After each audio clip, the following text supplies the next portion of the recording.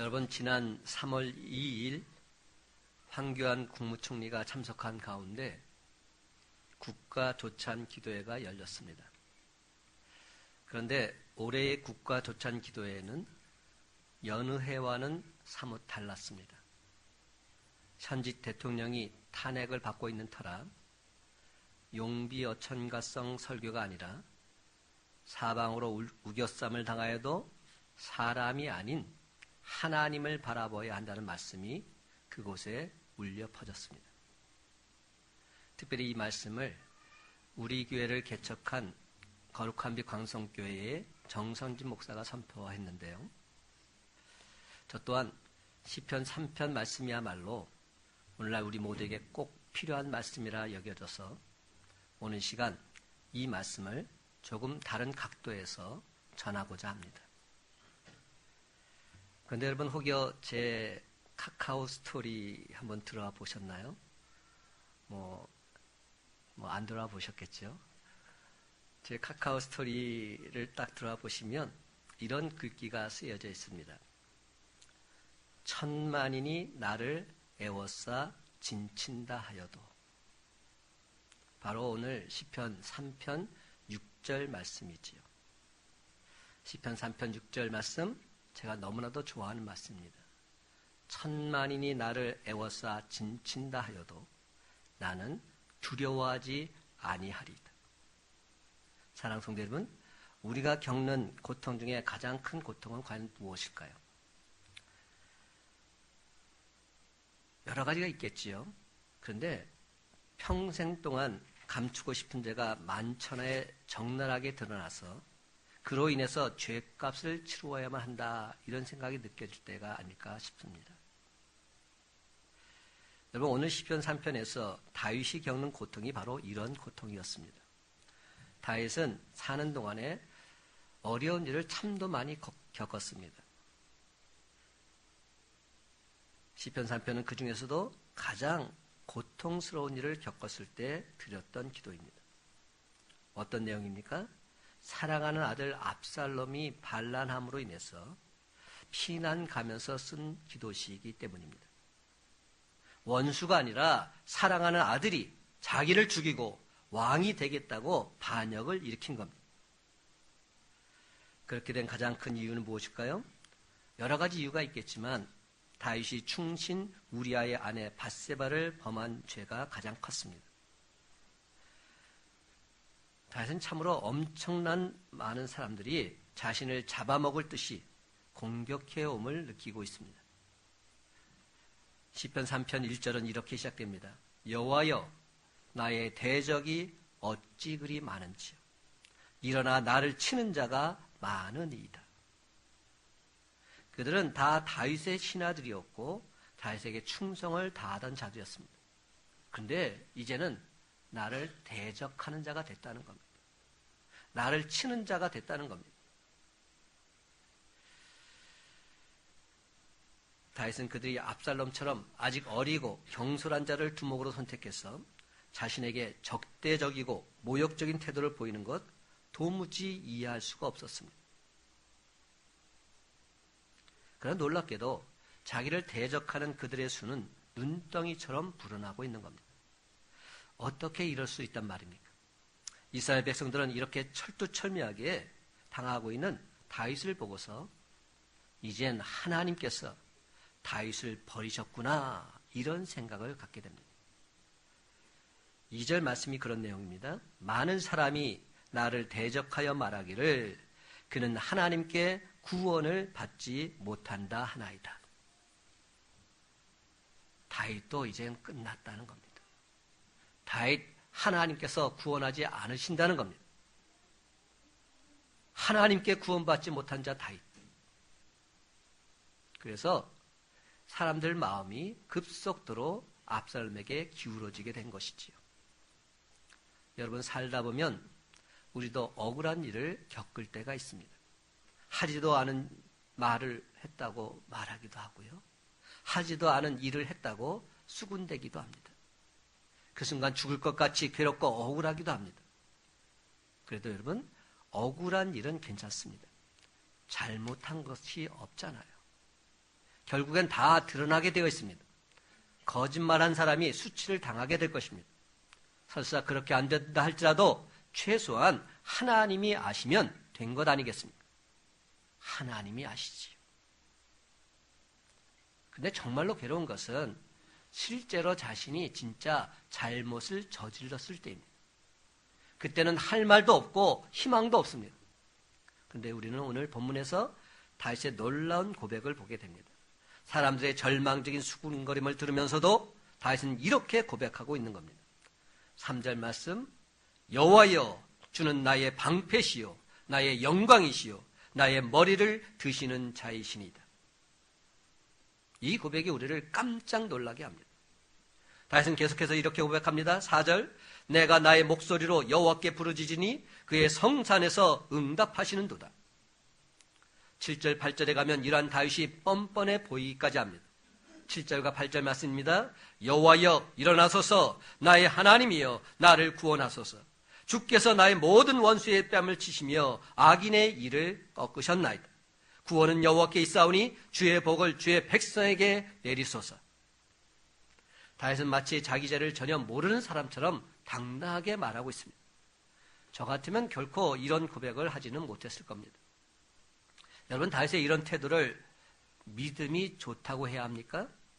아니면 뻔뻔하다고 해야 합니까? 사랑하는 성도 여러분, 이것이 진정 믿음이라면 실망하는 분도 있을 것입니다. 거부감이 들어서 분노하시는 분도 있을 수 있습니다. 이게 죄사함이라면 오히려 죄를 조장하는 것이 아닌가 이렇게 반문한 분도 분명 있을 것입니다. 예수님께서 용서와 사랑의 복음을 전하셨을 때도 사람들의 반응은 둘로 나뉘어지고 있습니다. 여러분들 예수님께서 하신 비유 중에서 이런 비유 아시죠? 잃어버린 한 마리의 양을 찾으시는 예수님. 100마리의 양을 치는 목자가 잃어버린 양 한 마리를 찾으러서 99마리의 양을 내버려 두고서 산과들로 찾아다니는 그런 이야기를 여러분 분명 들으셨을 겁니다. 그런데 여러분 그 이야기를 들을 때 여러분 과연 어떤 생각이 드셨어요? 야, 예수님 참 한 마리 양도 사랑하시고 긍휼이 풍성하신 분이시구나. 감사하구나. 이런 생각이 드셨습니까? 저는 그런 생각이 안 들었어요. 저는 이해가 잘 안 됐어요. 아니, 예수님께서 잃어버린 한 마리 양을 찾으려고 99마리의 양을 내버려 두시다니. 이게 진정 주님의 사랑이란 말인가? 그 한 마리 양은 자기가 잘못해서 떠나갔는데, 지 잘못으로 지가 떠나갔는데, 한 마리는 깨끗이 단념하고 99마리의 양이나 잘 돌봐야 되는 것 아닌가? 저는 그 비유를 들으면서 그런 생각이 들었어요. 돌아온 탕자의 이야기를 들을 때 세리와 창녀들을 받아주며 그들과 함께 먹는 예수님을 볼 때도 마찬가지의 반응이 나올 수 있습니다. 모든 사람들이 다 은혜를 받는 게 아닙니다. 저는 말씀을 전하면서도 그런 생각을 해요. 어떤 때는 어떤 분이 목사님 은혜 많이 받았습니다. 이렇게 말씀하실 때가 있어요. 근데 그런 와중에도 은혜 받지 못하는 분이 있더라고요. 누구나 다 은혜를 받는 게 아니에요. 지금 이 자리에서 제가 이렇게 말씀을 선포해도 하나님 말씀을 들으면서 은혜 받는 분들이 있을 수 있고 오히려 정반대의 반응을 일으킨 분도 있을 수 있다는 겁니다. 여러분, 예수님께서 말씀을 선포할 때 바리새인들은 분노했어요. 치를 떨었어요. 당장에 저런 사람은 잡아 죽여야 된다고 모의하기 시작했어요. 가지각색이라는 겁니다. 여러분, 우리가 믿는 하나님은 결코 죄를 가볍게 여기시는 분이 아니시죠. 십자가는 하나님께서 죄를 얼마나 미워하시며 죄로 인해서 분노하시고 죄 때문에 얼마나 고통스러워하시는지 보여주고 있습니다. 하나님께서 다윗을 다시 회복시키셨다고 하는 사실은 그냥 그의 죄를 용서해 주셨다는 말이 아닙니다. 하나님의 무서운 징계가 있었고 다윗의 철두철미한 회개가 있었습니다. 그렇습니다. 다윗은 나단 선지자를 통해서 주시는 하나님의 책망을 듣고서 모든 신하 앞에서 무릎을 꿇고 자기가 지은 죄를 솔직하게 토설했습니다. 내 탓입니다. 내가 잘못했습니다.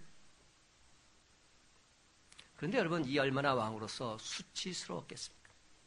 그러나 그는 하나님 앞이라 생각하고 겸손하게 무릎을 꿇고 통회 자복했던 것이죠.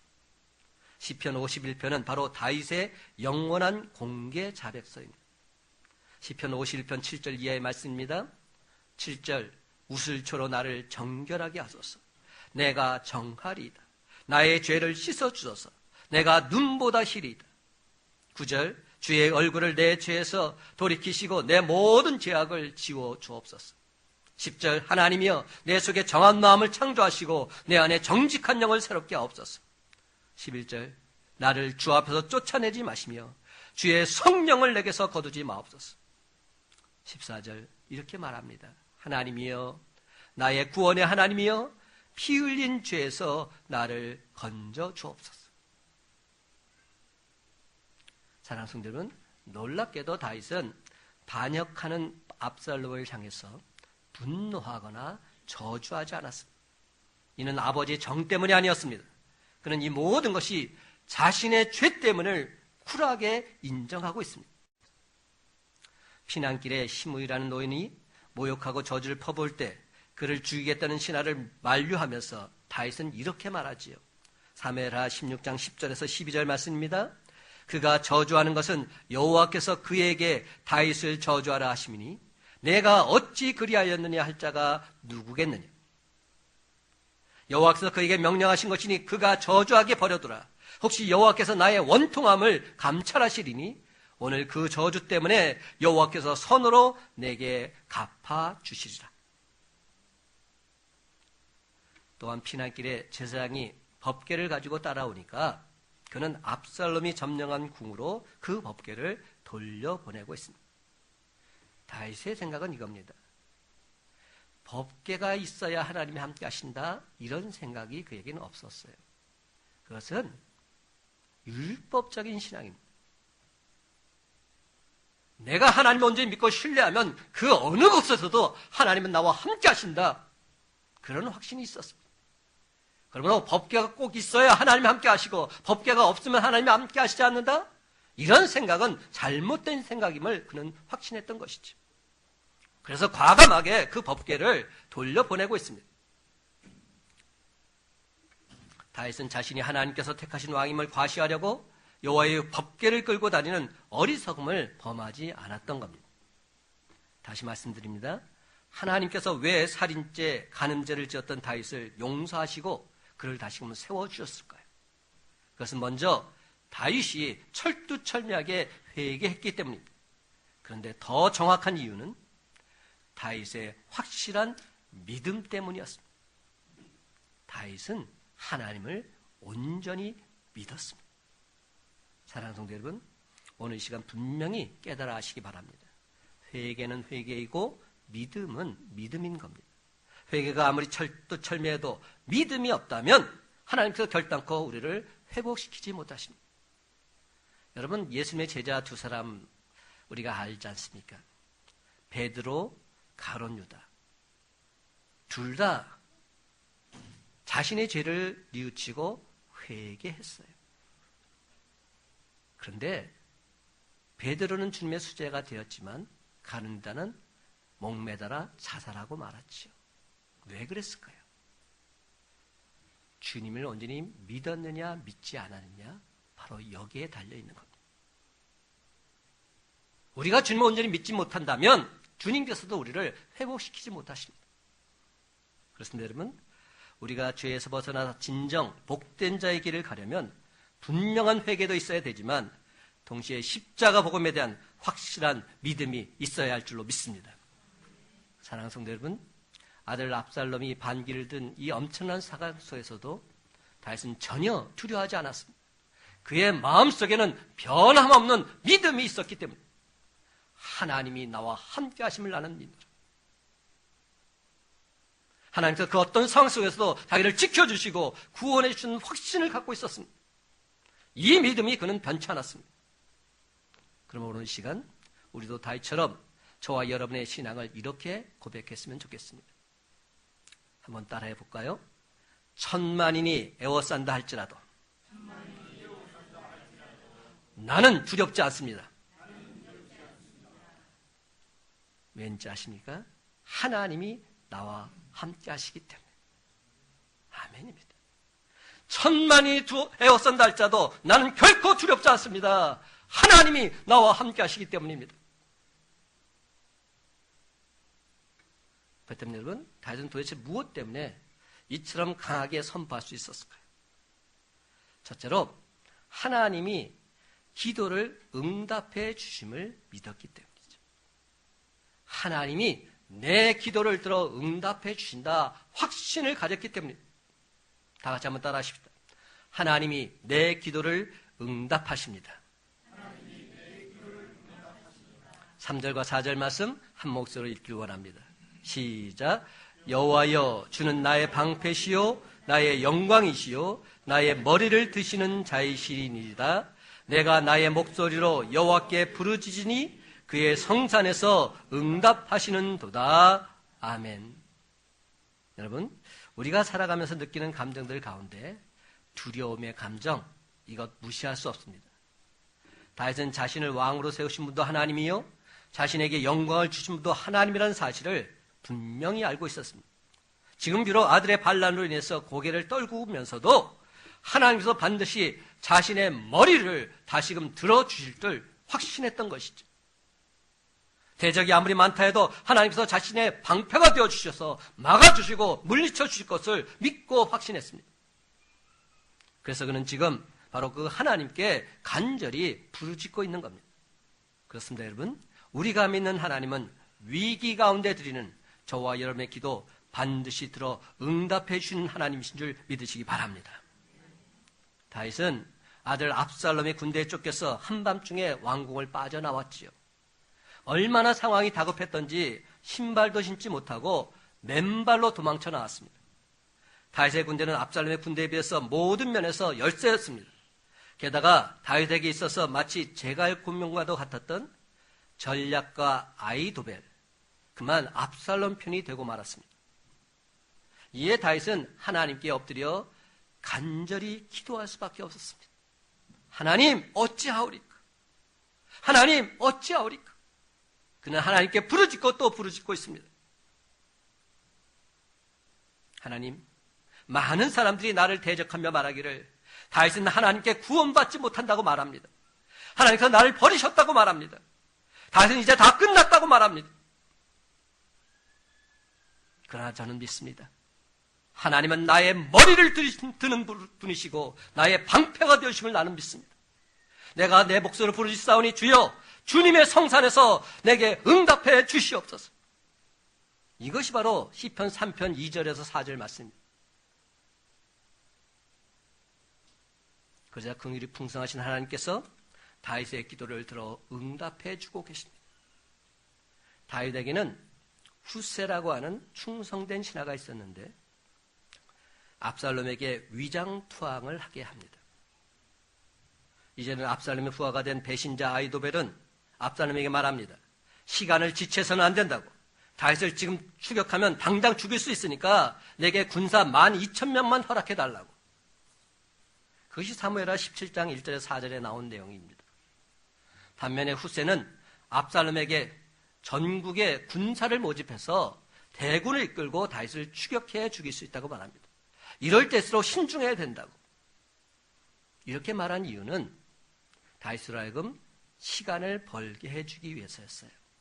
멀리 도망치게 해서 압살롬의 군대를 반격할 수 있는 시간을 벌도록 하기 위함이었습니다. 전략적으로 볼 때 아히도벨의 전략이 후세의 전략보다 탁월했습니다. 하지만 하나님께서 압살롬의 생각을 혼란스럽게 하십니다. 그래서 후세의 전략을 따르도록 합니다. 그 결과 압살롬의 군대는 다윗의 군대에게 괴멸되고 말았습니다. 하나님께서 다윗의 기도를 들어 응답해 주신 것이죠. 사랑하는 성도 여러분, 우리가 진정 어려울 때 하나님을 온전히 믿고 하나님께 간절히 부르짖게 되면 하나님은 우리의 간구를 들으시고 우리가 전혀 생각지도 못했던 놀라운 방법으로 우리의 고통, 걱정, 근심, 혼란을 완벽하게 물리쳐 주실 줄로 믿습니다. 그렇습니다. 전쟁의 승패는 군대의 많고 적음에 달려있지 않습니다. 전략에 있지도 않습니다. 하나님이 도와주시면 되는 겁니다. 하나님 마음을 감동시키면 될 수밖에 없습니다. 하나님 마음을 감동시킴이 어디서 나올까요? 바로 기도에서 나오지.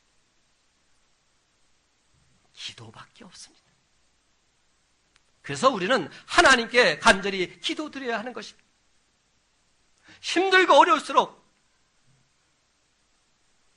아무도 나를 돌봐주는 이 없고 나를 질시반복하는 그 어려운 상황 속에 처했을 때 하나님께 기도하면 되는 겁니다.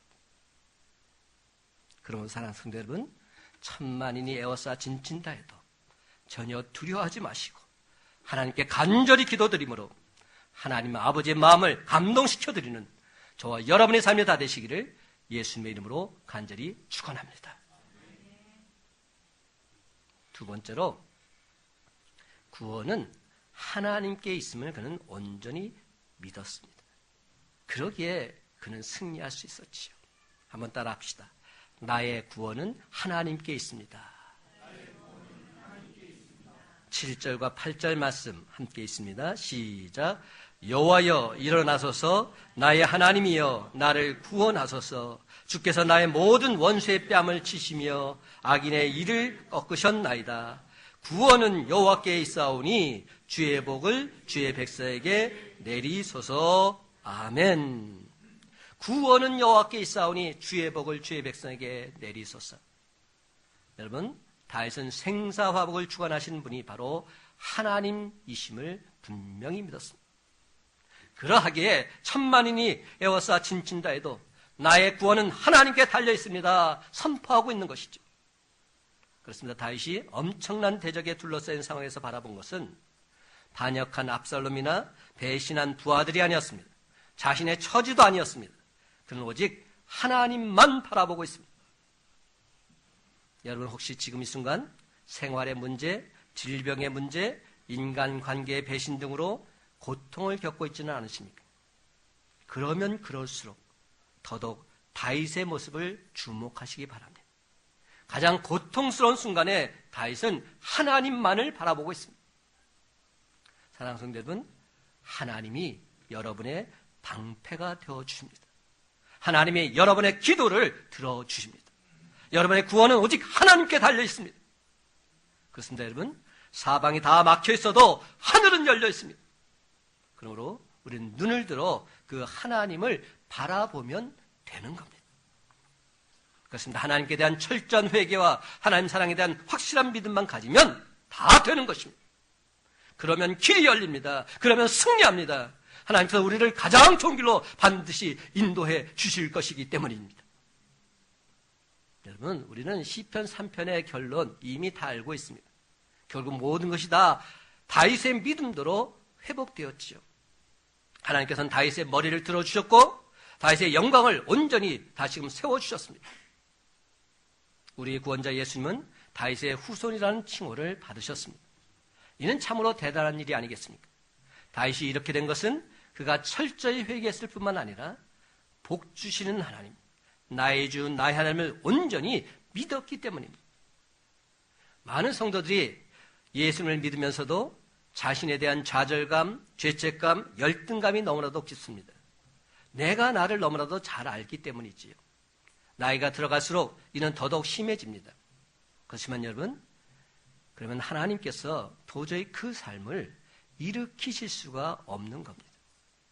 만약 하나님께서 사랑받을 조건을 따져서 우리를 사랑해 주신다면 우리는 그 누구도 하나님 사랑을 받을 자격이 없습니다.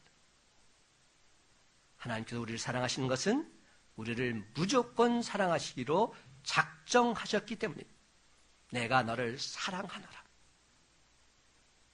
십자가가 바로 그 증거입니다.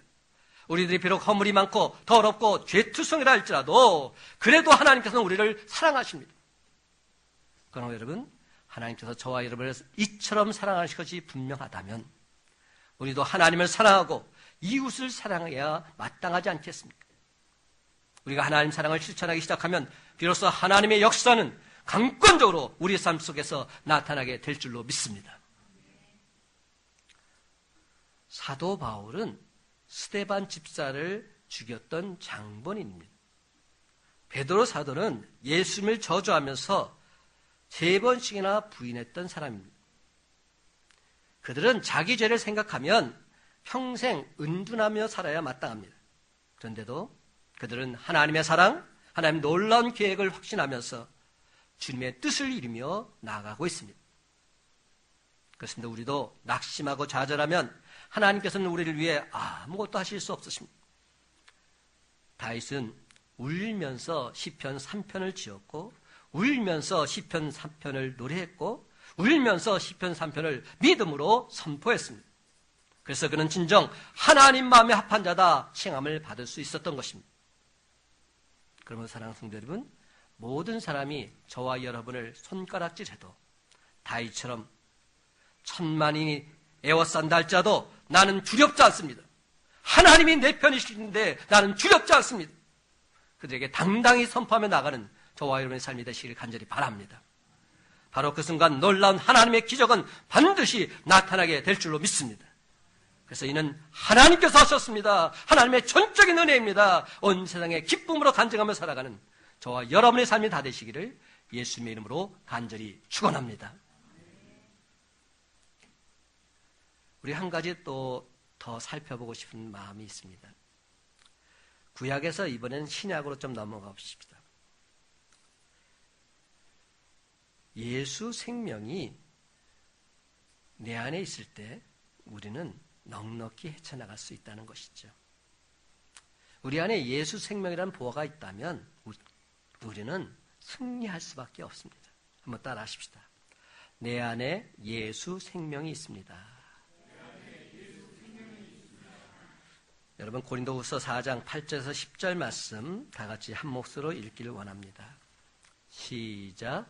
우리가 사방으로 우겨쌈을 당하여도 쌓이지 아니하며 답답한 일을 당하여도 낙심하지 아니하며 박해를 받아도 버림받지 아니하며 거꾸로 뛸을 당하여도 망하지 아니하고 우리가 항상 예수의 죽음을 몸에 짊어짐은 예수의 생명이 또한 우리 몸에 나타나게 하려 함이라. 아멘.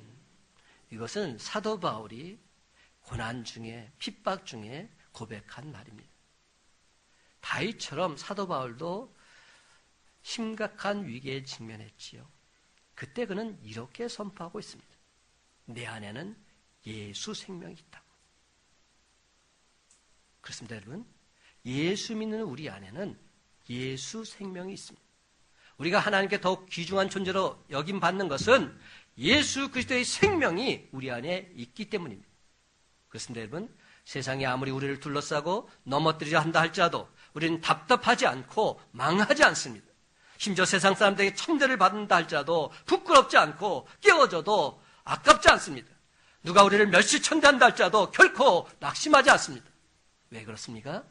우리 안에 예수 생명이 있기 때문입니다. 예수 생명이 우리를 지켜주시고 보호해 주시기 때문입니다. 예수 생명을 간직하고 있는 우리가 세상에서 가장 값진 사람들이 아니겠습니까? 여러분, 우리 안에 보화가 있는데 다른 사람들이 무엇을 한들 도대체 그게 무슨 문제가 되겠습니까? 예수 생명이라는 세상에서 가장 값진 보화를 우리가 가지고 있기에 세상 사람들이 나를 비웃어도 우리는 허허 웃어 넘길 수 있습니다. 전혀 문제될 것이 없습니다. 그렇습니다, 여러분. 우리가 이처럼 예수 생명을 가지고 있음에 긍지와 자부심을 가지고 살아가는 저와 여러분 되시길 간절히 바랍니다. 그런데 한 가지 조심해야 할 것이 있습니다. 그것은 마치 나 자신이 보화인 양 착각해서는 안 된다는 겁니다. 예수 생명을 가졌어도 내 몸은 여전히 질그릇일 뿐입니다. 예수 그리스도는 보화를 가졌다고 해서 질그릇이 금그릇이 되는 것은 아니지요. 우리가 자부심을 가지고 귀한 존재로 살아가는 것, 우리 자신 때문이 아니라 우리 안에 있는 예수 생명이라는 사실 결단코 잊어서는 안 됩니다. 우리 옛말에 정성을 태우고 가는 말이 사람들이 허리를 숙여 자꾸만 절을 하니까 정성한테 절을 하는 건데 자기한테 절하는 줄 알고 그 말이 꾸벅꾸벅 고개를 끄덕했다는 말이 있습니다. 정성 때문에 사람들이 절을 하는 것이지 말을 보고 절을 하는 것은 아니지 않습니다. 그런데도 주책 맞은 말은 자기에게 절을 한 줄로 착각했다는 이야기입니다. 여러분, 아무리 정성을 태우고 간다 할지라도 말은 말일 뿐입니다. 정성을 태우지 않으면 그 누가 말이 지나가는데 그 앞에서 절을 하겠습니까? 있을 수 없는 일이지. 아동문학가 정채봉 씨가 쓴 글 가운데 세상에서 가장 짧은 동화라는 제목의 글이 있습니다. 내용이 정말 짧습니다. 세탁소에 갓 들어온 새 옷걸이한테 헌 옷걸이가 이렇게 한마디 합니다. 너는 옷걸이라는 사실을 한시도 잊지 말아라. 그랬더니 반문합니다. 왜 옷걸이라는 걸 그렇게 강조하세요? 그랬더니 말합니다. 잠깐씩 입혀지는 옷이 자신의 신분인 양 교만해지는 옷걸이들을 수도 없이 보았기 때문이란다. 그런데 여러분, 이는 우리도 마찬가지 아닐까요? 보화를 가진 값진 존재이지만 결코 교만하거나 자만해서는 안 된다는 겁니다. 옷걸이가 귀중하게 여김받는 것은 아름다운 옷이 걸려있기 때문입니다. 그렇습니다. 우리가 귀중한 존재로 인정받는 것, 우리 자신이 잘나서가 아닙니다. 우리 안에는 보화가 값지기에 우리가 값진 것이죠. 사랑하는 성도 여러분, 여러분은 과연 지금 무엇을 소중하게 여기며 살고 계십니까? 혹여 아직까지도 여러분 자신의 부귀 영화만을 위해서 그렇게 인생을 살아가고 있지는 않으십니까? 이제 말씀을 맺습니다. 사랑하는 성도 여러분, 영원한 생명으로 우리 안에 오셔서 우리를 통해 그 아름다운 가치를 드러내길 원하시는 예수 그리스도라는 보화를 가진 자답게 당당하게 주님만을 드러내며 살아가는 저와 여러분 되시길 간절히 바랍니다. 그렇습니다. 여러분, 제 아무리 천만인이 나를 에워싼다 할지라도 사방으로 우겨쌈을 당한다 할지라도 예수 보화가 담긴 질그릇처럼 날마다 예수 생명, 예수 향기가 물씬 풍겨나는 저와 여러분의 복된 삶이 다 되시기를 예수님의 이름으로 간절히 축원합니다.